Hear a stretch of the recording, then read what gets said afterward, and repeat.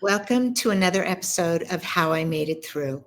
I'm very grateful you're here. I know that you have so many beautiful choices, and this is a space where we share kind of our innermost of how we have come through some of life's most difficult challenges. Today, my guest is Kathryn Henry. She is a spiritual seeker, business leader, and a writer whose life experiences have led her to explore the depths of human resilience and connection. After a successful career, including executive positions at Lululemon, Gap, and Levi Strauss Company, she now serves as an independent director, advisor, and investor, and dedicates herself to self-realization. Kathryn finds joy in continuously learning and helping others discover their inner strength to unleash their highest potential. So, Kathryn, welcome to How I Made It Through. I'm thrilled you're here. Me too. Thank you so much for having me. I'm looking forward to this conversation. We were just talking before we got on that, we have a lot of synchronicities and a lot of things that are similar. And, you are an author, and your book, A Dime to Say I Love You, is truly touched my heart. And I know it's about a story that has been, a challenging part of your life. And I would love if you would just share with us your story. Oh, that could go so many different places. But if we anchor it in the book and that particular element, if you will, of my story, it's not unlike anybody else's story. We all have our life experiences. For me, I have faced a good amount of challenge and a great amount of blessings as well. All of it has conspired to broaden my aperture on just how beautiful this life experience is for each of us. And however much we can lean into it can be a direct correlation to how much joy and how much fulfillment we get out of it. So my story and what's in the book really anchors around losing the love of my life, my wife, my best friend, my mentor, confidant, partner in life, to a nearly 10-year battle with cancer. And a lot of learning, a lot of loving, and a lot of face planting and grief along the way.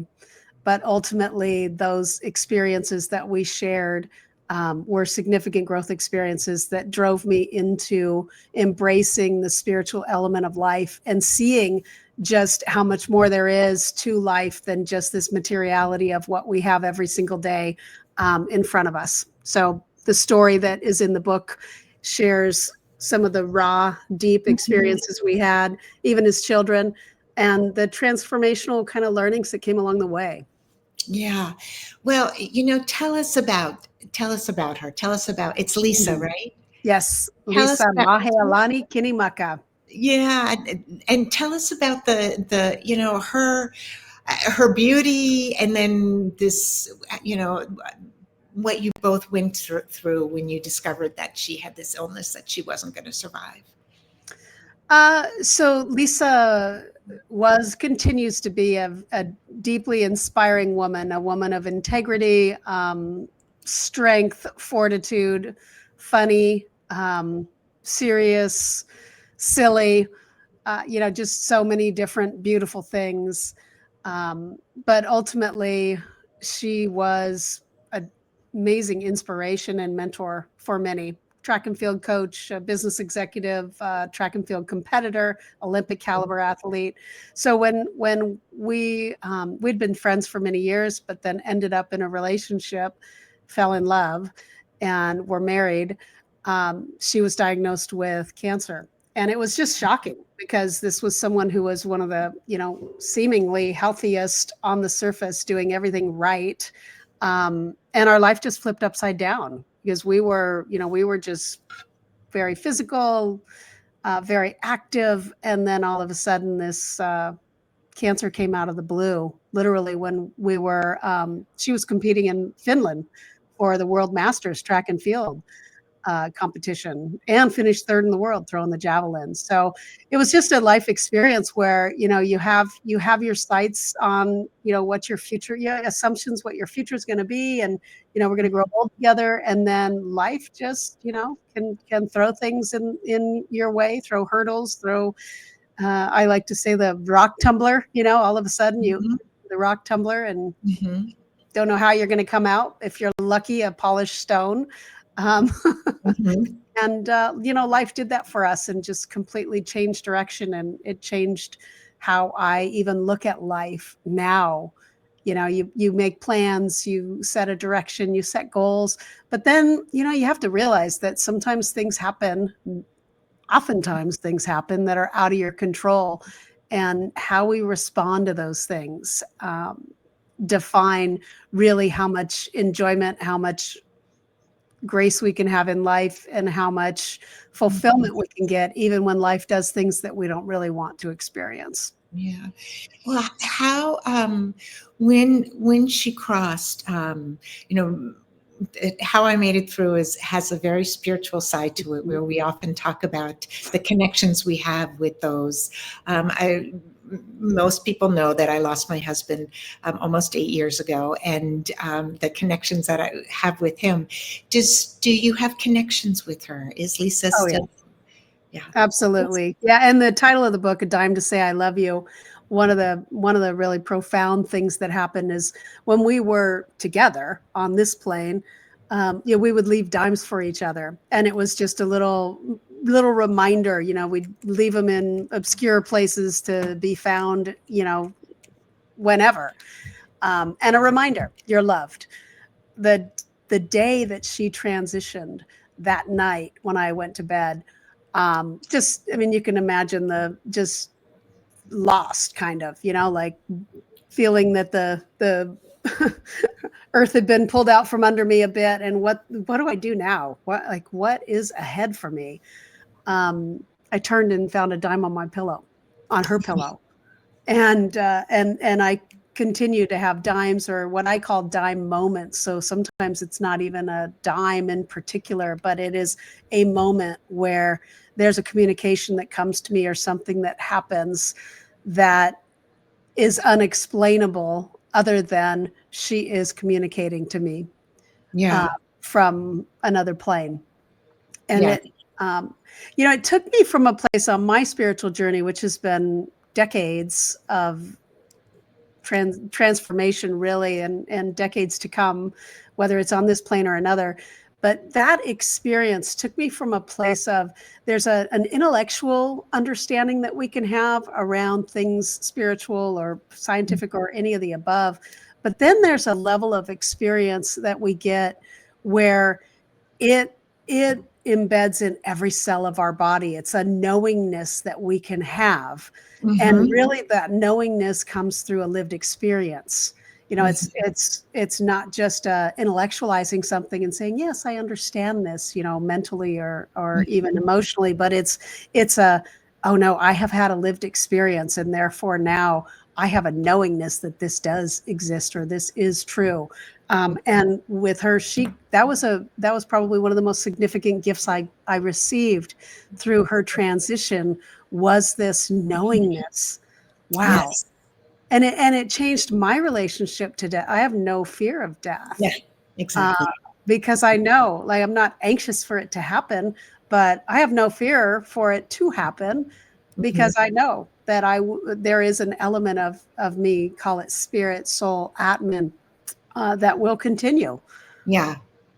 And you know, there is our awakenings, our understanding often comes when we have a traumatic event in our lives. Mhm. Death, the loss of somebody is certainly one of them, but it can also be other things. So I've worked with people who've had like near-death experiences and things like that. But it is like with you and myself. It was the loss of a loved one. It feels like you have lost appendage, you know, like you don't, your arm is gone, your leg is gone. And that is often when we almost get to that point of surrender. of, I can't Mhm. explain this, I don't know. And that awakens us, allows us, when we start to feel their spirit come in, to believe what we're feeling. And Mhm. to and that knowing, I love that you use the word knowing, because that's what it is. It is, you go from, you hear people talk about, oh, maybe you can connect with spirit, to, oh, I know, Yeah. there's no question. There's no question. Could you tell me a little bit about your spiritual journey before? Like, did you look into different types of spirituality, or, things like that? Yes.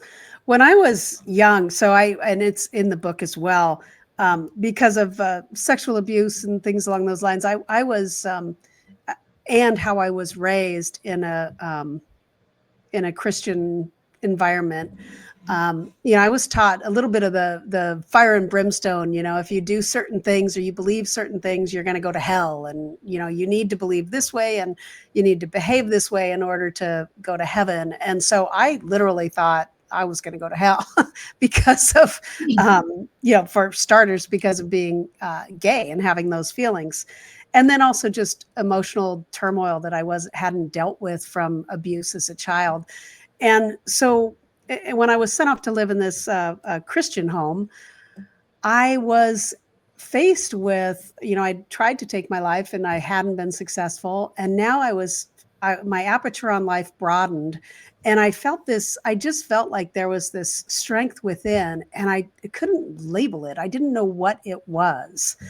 And I felt like there were also some beautiful things I was taught about, Jesus and Christianity and spirituality, really at the core, that resonated with me. And what happened is, as my aperture view opened a little bit, I started to think about like the rest of the world. Like, well, there's Buddhism, and there's all these different ways of believing. There's, later in life, I learned about Vedic sciences through yoga, through what yoga is.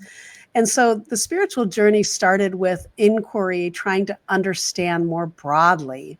Mhm. And how could a loving God have created me, yet I'm going to be condemned when I'm really not a bad person? Like, how can all these people in the world that haven't been exposed to a particular way of thinking about, religion, be condemned because they don't believe the same way someone else does? So the spiritual journey for me started with inquiry.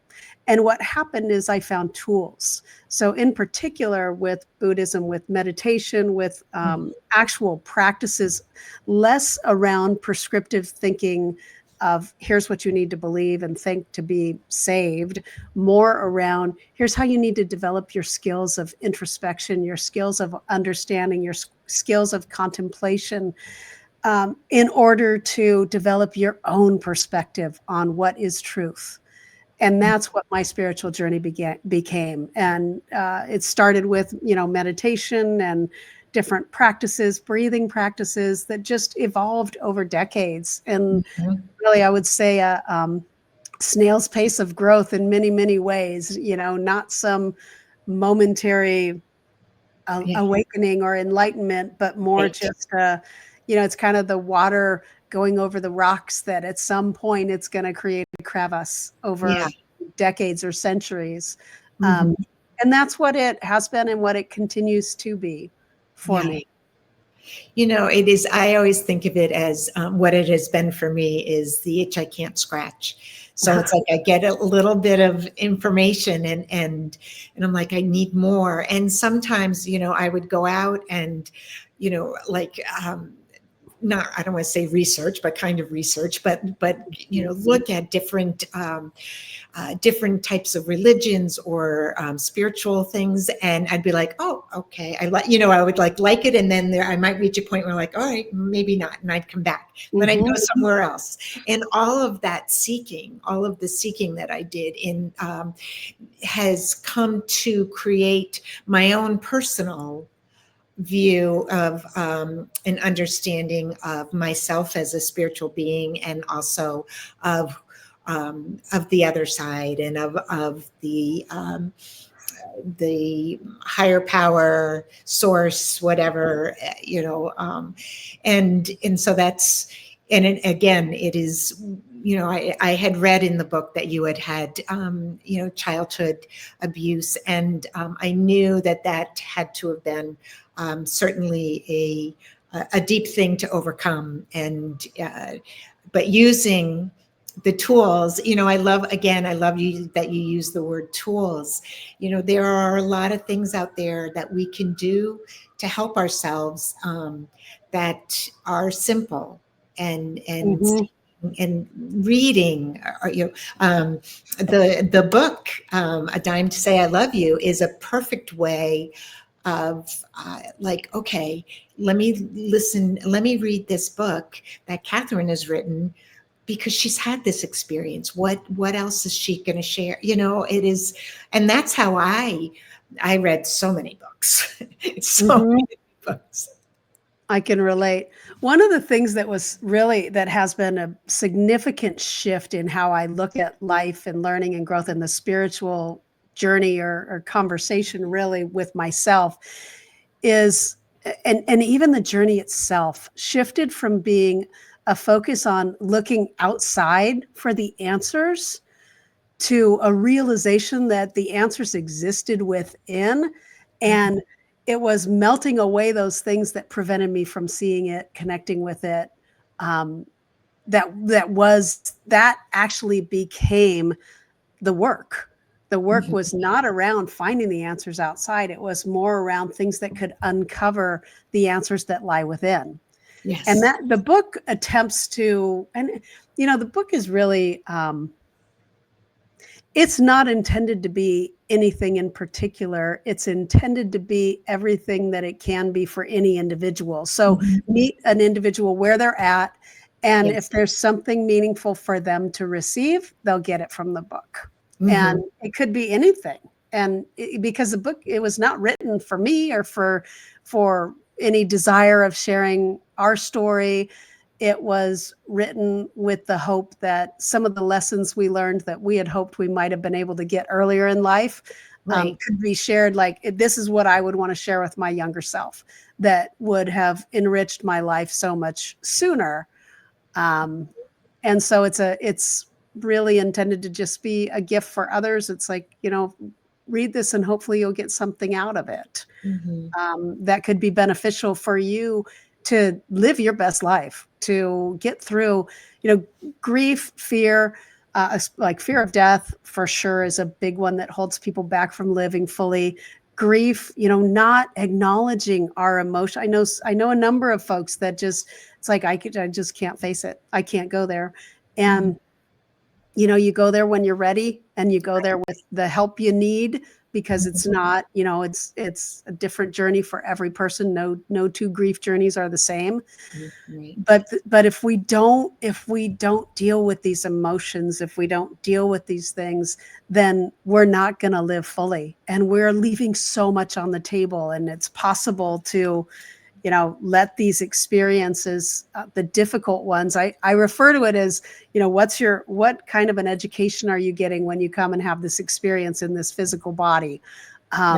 It's like, I felt, Lisa and I would joke, we're getting the PhD course. Like, this is not, we are not, just, whatever. We're not getting a GED, which was my education. But in life, in the spiritual realm, we're on the advanced program here. And it's those experiences that wake us up when we can, process them and get, I don't know if the lesson is the right word, but find a level of meaning or growth from it. I agree. The lesson, that's not my favorite word either, because I think it is, it's all part of a journey, and it is, the more that we go in, when I work with people, I'm like, when you go in, then you come out. Like you then end up, and that spirit is there to guide you and to help you. We're never alone. our loved ones, our ancestors. My ancestors came to me, many of you know this who have listened before, have, came to me when my husband was so sick and literally let me know that they were there. And that, it is like Lisa being on the other side. The moment she left you, she left that dime to tell you, I'm not gone, I'm here. Yes. And it is, part of our journey is to realize how deeply connected we are to the other side, not to not to go there, like not to leave this life. That's not what that's about. But it's this understanding that that we don't have to be stuck in this 3D world that feels so painful at times, and that there's no escape. But that if you have a loved one that is crossed, or you parents or grandparents, other ancestors that you might be connected to because of some special thing, that this little team over there is here, and they're not far away. Like we always feel like it's, heaven is so far away because we're looking up at the clouds saying, okay, well, it's got to be higher than the clouds. So, but when it's really another dimension, Right. it is, they're so much closer. What I think is special about your story so far is that, listening to the trauma that you had in childhood, and then how you dealt with it, and to the point that you wanted to leave, that you wanted to cross over and be done. Can you share a little bit more about that, and how you came back in, or how what the healing, because you must have had a little bit of healing after that experience. Yeah, it took a lot of healing after that. It really did. To get to a place where the only option you see as viable is to take your life is, a very, very desperate and consumed place, to be. And the biggest thing that pulled me out of that was, and I talk about this a lot in the book, is opening the aperture of life, of your life. Because the more we broaden what we see, the more we realize how insignificant yet significant we are. I don't know if that really makes sense, but for me, I ended up in a place where I looked and saw other young people that had so much more challenge ahead than the resources I had available to me in my life would present. And the realization as well that occurred for me there, and I think this was my ancestral, connection, my spiritual, my, Atma and soul, God, divine, cosmic consciousness, just like grabbing at me and making it really clear to me, like, hey, you've got so much more to you than what you're defining yourself by. These experiences that happened, those aren't me. Those are experiences that happened. They're things that other people did, to me. They don't make me who I am. Who I am is so much more. And there was an element of just getting pulled out of my existing, life that consumed me. Like it because of all the same triggers, all the same inputs around me.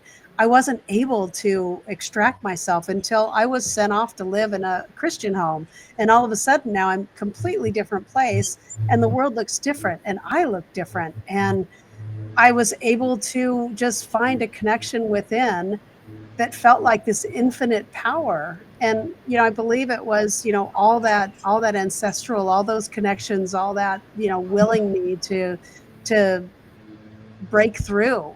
And realizing that the outside experiences weren't what defined me. And that my work was really to start to get away from that. And that's where the healing began. And then it was a combination of, the spiritual study and, meditation type of things, Mm-hmm. physically active, seeing a therapist that helped Mm-hmm. me, process and deal with things.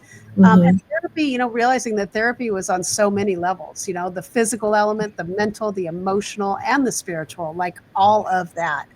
And, it took, at the time, I had no clue what any of this was. It was just part of getting through the trauma and the pain and allowing myself to face it and deal with it, um, through these new tools, new ways of doing that. Yeah. How old were you when you were to live in the Christian home? 15. Wow. So that is a very tender age. It Uh, was, and I'll tell you, for a 15-year-old, I mean, I was potentially going to be there until I was 18, and I mhm. knew it. And other kids there had been there since much younger and didn't have any homes to go to. Like, they were gonna be there until 18. And I knew I had a family that, wanted me to be healed and fixed so I could come home. And that was only going to happen if the people who ran the facility said I was fixed and healed. And this was when it's maybe some of it is good behavior and some of it is bad, but I knew, like, oh, I can play the game. I can, I can convince them that I'm fixed, I'm healed, I can go home. And it meant I just had to live by their rules. And some of it was really, I won't say humiliating, but some of it for a teenager Mhm. to, suck it up and do everything I was told, and was not easy, because as a teenager, like, you want to, like, show everybody your Yeah. boss. You're kind of, you're breaking into uh, Yeah. that individuality that teenagers, want to break into. And I had to find a lot of humility, a lot of grace, a lot of sucking it up, a lot of losses of battles to win that war, if you will. Mhm. And I think they were great lessons to learn. I mean, it took me a lot of time to recontextualize that into, whatever lessons, or finding meaning, or the what it means to give up something that you really want in order to gain something much bigger that you Mhm. want to achieve. Is sacrifices, really, just sacrifices and humility. And um, Well, it is, and it often comes from an inner strength when you reach that point. And yes, that's where you were saying, the ancestors and those who loved you, who were coming in to support you in that, in that time, so that because it really is, in order for you to do that after everything that you had been through, I am sure was not an easy task, and to allow yourself to, that's when you were kind of having to go deeper just to survive, yep. just to make it to the next day, to go through the same procedures you were told you had to do the day, you know what I mean? Like, I'm sure, um, uh, and even though you had said, all right, I can do this, and saying that to yourself and actually being able to do it are two different things. Yeah. So like that, but so you have gone on to have an amazing, amazing career. And, tell us that, how did you go from this broken young woman to being able to then have raised yourself up and done some absolutely beautiful and wonderful things? I think I would say I've been blessed, with a capability to kind of see the bigger picture and connect dots. Um, that experience really, just the experience in my youth, brought me into a place of just realizing how much I wanted to just learn and grow. And that's what I enjoyed. And so it also put me in a place of being a little less concerned about what others thought of me or not willing to tolerate. certain things. So when I came back from Kansas and returned to high school for my junior year, the stigma associated with me being sent off to live somewhere else and things that had happened, it was just too much nonsense for me to tolerate. So my first thing was, I am not going to finish high school. This is not for me. So I took the GED, and I knew I'd passed it because like I had just enough smarts to get through. Like I never really had to study too much in school to pass classes, and had been in a little bit of the advanced programs for study and learning. So this way of engaging in the world became like, I'm going to prioritize learning and growth, find things that are of interest to me, and then try to pour myself into that. And that turned into starting my career with a hard hat and a tool belt, because I found a trade school that looked interesting and got a telecom degree. And then in getting in a company that I just kept doing things that were of interest to me, that sparked my, desire to learn and grow, which was a parallel path with the spiritual stuff, just, things that were of interest. And that's what I dove into. And, you can call it a little bit of dumb luck, some goal setting, but living that way, being able to find things that were able to pay the bills, grow my career and learn was the thread that goes through everything I've done, and being blessed to have great opportunities come along. Well, it's so funny because you said growing my career. Like, did you even know what a career was? No. Well, it's funny. I remember when I went, because I didn't go to college. I took some classes for communications at community college and stuff, but I had spent almost 10 years doing, and I'd grown into a career of leading big deeply technical, complex programs. And I was on one such program, and there was a consulting firm that was doing all the system integration work and leading the overall. I was working on a big technical component of this, so pretty complex call center integration. And after the job was done, the consulting firm called me and said, "Hey, would you like to get into consulting?" It's like, "Oh, that sounds really cool. What is that? What is it?" And family around me were like, "Kathryn, this is a Big Five firm. This is a really big deal. Like they hire MBA students from, Wharton and Harvard." I'm like, "Well, okay, cool. But, it sounds interesting." They hired me, and they hired me in at like a manager level, and soon to be a senior manager. And the MBAs all came in as senior consultants. And I just remember like the amount of money they wanted to pay me. And it was so amazing. And the first project I was put on, I was sent out to have breakfast with a partner that was leading this project. And we sat down, and he said, "So, Kathryn, tell me, where'd you do your graduate degree?" I said, "Oh, I don't have a graduate degree." I didn't even know what that meant. He says, "Well, where'd you do your undergrad?" Don't have that either. Well, where did you go to college? Well, I really didn't go to college. I took some community classes to learn communications. And he got quiet, and he leaned in, and you would have thought, I don't know if you ever knew the show Get Smart, where they drop in the cone of silence so no one can hear what you're talking about. And he leaned in and he said, "Do they know?" And I was like, "Do they know what? That I didn't do all those college degrees?" I said, you guys recruited me. You guys hired me.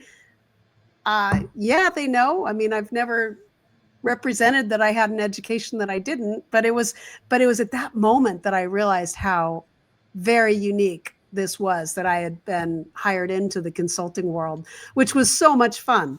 And it's when I really polished off my career and was able to see that I could effectively communicate with a tech in the field, or someone, with a hard hat and a tool belt. And I could equally develop those skills to develop strategy and business process work, and sit in a boardroom just as easily. Yeah. And that was kind of where I got my MBA, was spending, a handful of years in the consulting world. Yeah.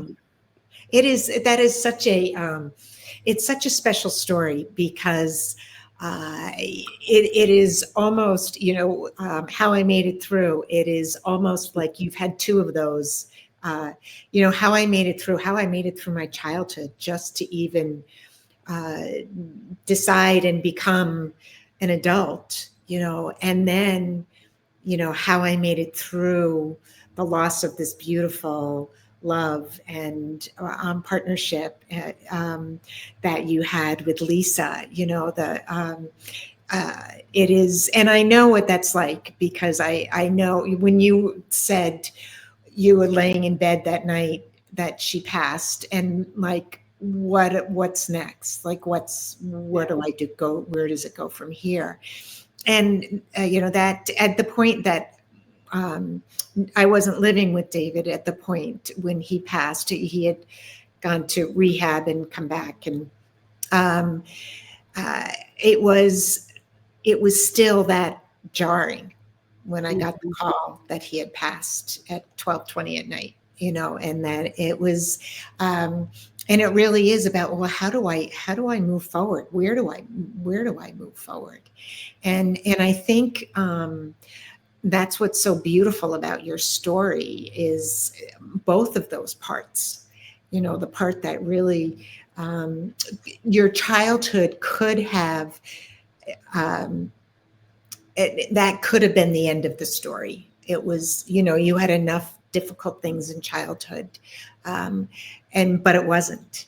And, and there's still more, which I think, even though, but that's where, if we get back to, I always take it back to our spiritual connection, that, Lisa is leading you, she's here with you, she's guiding you through that. And when we open up, we can really, when we really believe and really can understand that this connection is there. I often tell people it is like plugging in a light and turning the light on.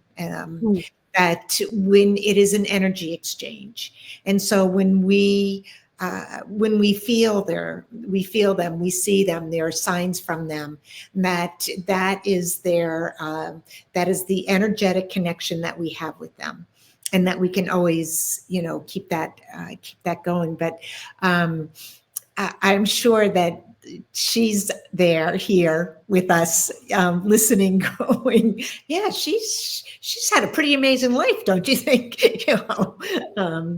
So as you, like, tell me more about, I know that you are wanting to help others, kind of, and wanting to work with others. Could you share a little bit about the work? I know you've, for the most part, have left corporate, or are you still a little bit? I'm an independent director for Lululemon. And then I still do work in advisory and some investing. A startup that I'm working with, a friend of mine is the founder. I'm a co-founder with her, but it's energy healing around sound specifically. So sound healing, and we have some tech around that. And really the culmination of it all now is, I think service matters. Like, how can we, I think we can get out of our own individual desires, the more we can look to be of service to others. And that's really where my life is now, is just living fully, self-realization, being as much as I can be, and on that continual journey and challenge to figure out my growth. And where it makes sense, like if someone asks for help or connection, and I find in these mentoring kind of situations that I usually get more out of it than give, frankly. And I just love to try to pay it forward, try to give back. And for me, all of our stories matter. We all have our learnings, we have our lessons, we have our growth, we have our meaning that we can bring into the world, and our purpose, if you will. Finding how you can live your most meaningful life, I think, is just one of the biggest gifts. And if in any way sharing my story or connecting with others can be helpful in that. That's really where I'm at in life now. And it's a bit of a place of trust and surrender to your point, there's, we set goals and we make plans, but life brings things that can just send you in a completely different direction. And I find that the best way I can be in a dance with life, if you will, it's this give and take. You still set goals, you put yourself out there, and then you let life be life and figure out how you move and modify along the way. And I'm blessed to be in that place in life right now. And with all that's going on in our world, there is so much where people are finding themselves divided. My interest and my passion is around how can I just bring light into the world where people can find a smile, find a helping hand up, or someone just to connect with in a meaningful and real way. Yeah.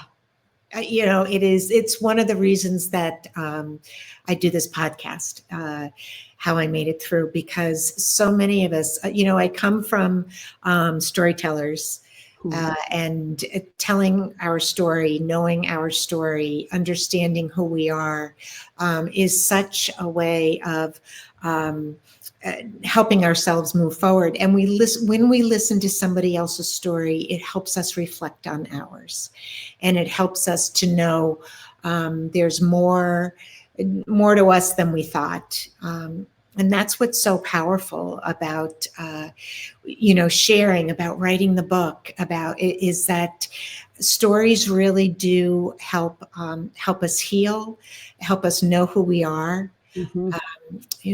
So the two things, one, what's the best way somebody could, if they wanted to connect with you, if they wanted to reach out to you, and all of this will be in the show notes to make sure that everybody will have the information. But could you share with us? Yeah. So I'm on Instagram. I don't post. That's mostly just family, friends, kind of socials, but I do keep active on things that are going on there. So Kathryn M. Henry on Instagram, LinkedIn, professional profile there. I connect with folks there and I've had folks reach out for mentoring or coaching or just connection in our network. So LinkedIn is a place. And then KathrynHenry.com. I have a website that I'm doing some work on to update on, when I might be doing podcasts or just to connect. Nice. And then is there anything, with all of the experiences that you have had, all through childhood and then losing Lisa and coming through that, could you just, is there anything you'd like to share with, like last words? Yeah, a couple things come to mind. One is just in dealing with when difficult circumstances come our way. One of the things that was very helpful for Lisa and I were AFGOs. So another freaking growth opportunity. We would literally have those conversations where, this is just recontextualizing a circumstance. Instead of finding ourselves as being a victim of why is this happening to me, we would smile and laugh and say, okay, here's another growth opportunity. So that's one thing. The other thing that's just standing out for me, when I think about where we're at right now in the world, two things stand out. One is life doesn't owe us anything. And so accepting and surrendering and not being attached to things being different from how we want them can be a powerful way to live that allows us to find more meaningful connection with others and just letting life be what it is, and seeing when people come into our lives and challenge us, maybe there's something that, we're supposed to get out of that, even though it might not be an easy thing to get. And the other that's standing out is letting go of our pursuit of power and materiality. And the sooner we can get these lessons that, once we all have our basic things that should be basic human rights, water, basic health care, food and shelter, like every human being should have that. anything we acquire materially beyond that is not going to move the lever on our happiness in any meaningful way. And I pray and wish for some of our most wealthy people on this planet to realize how much joy they could get by solving real problems that we have in the world with that money, instead of amassing more and more and more, and taking more and more and more from others. Like I don't know how we get that message out there, but there are individuals that have so much wealth that could just do great things and find great satisfaction and joy from it. I hope somehow those messages can get out, because I do believe, I know when you hit your deathbed, you realize, oh my God, none of this is going with me. And when you cross over, you really don't care about where it even went. Yeah. So I don't know, maybe a message that won't land with where it needs to, but maybe if it lands one place, one more person that does take that challenge on, because we do have some that are doing great things with their wealth. But if more and more would, we could certainly bring a lot of more fairness into the world, even though life isn't fair. Well, Kathryn, it's been wonderful having you as a guest. Your book, A Dime to Say I Love You, it can be found at Amazon, and we'll have all of that info. Yeah, the audio book is out now too. Oh, awesome. I'm really excited because I recorded it. Yeah, that is very cool. So many people love the audio. But thank you so much. And it was just a blessing to be able to have you here today. Yeah, my blessing for me to be here with you. So thank you so much.